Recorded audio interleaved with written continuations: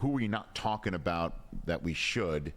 Because I'm too fixated, or we're too fixated on the Penix to Atlanta. Well, Chicago probably isn't getting their due with what they've done now, and now what they've created around Caleb. But the other one that's just kind of like gone by the wayside is Jim Harbaugh placing his stamp, his blueprint on the Los Angeles Chargers. And I made this point in a couple of conversations and then on social media. Justin Herbert, didn't need a target for 2nd and 11. He needs to be in 2nd and 5.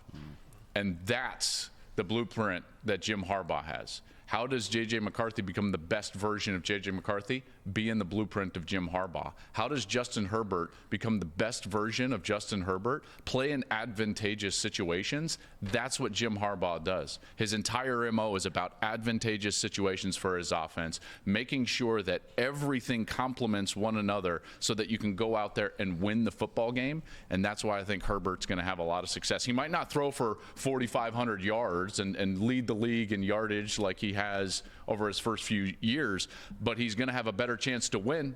And so I think that's a pick that we've kind of glossed over. I love that, by the way, because you have been talking about, Chris, for weeks, voicing what Charger fans might be saying, which is who's going to be Justin Herbert's weapon. Or if I'm Herbert, just like, what are we doing?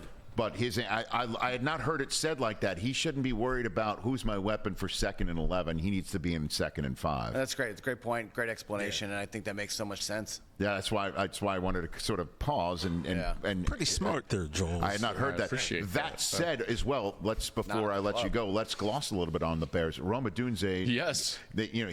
Caleb and Odunze took the same commercial flight to Detroit from Los Angeles. They were on the same private jet this morning going to Chicago, and everything else that's going on there is really exciting. And the Bears fans should be legit excited for real. Yeah, I think so. Caleb's been the #1 quarterback for this draft for 2 straight years. Like this, this is not just your normal #1 pick. We've known for a long time that this is a guy, he's generational, as we all say, and you got another weapon for him, and they've got more pieces, or it's not just these 2 rookies that are going to try to go in there and succeed on a historically franchise that hasn't succeeded. Now you go in there with pieces, with a plan.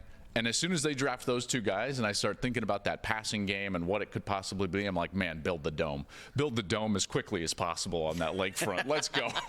Right, I want to see some offense. Build it, and Kurt Warner heard that and he goes, I agree with that. Catch the Rich Eisen Show every single day on the Roku channel, 12 to 3 Eastern, for free.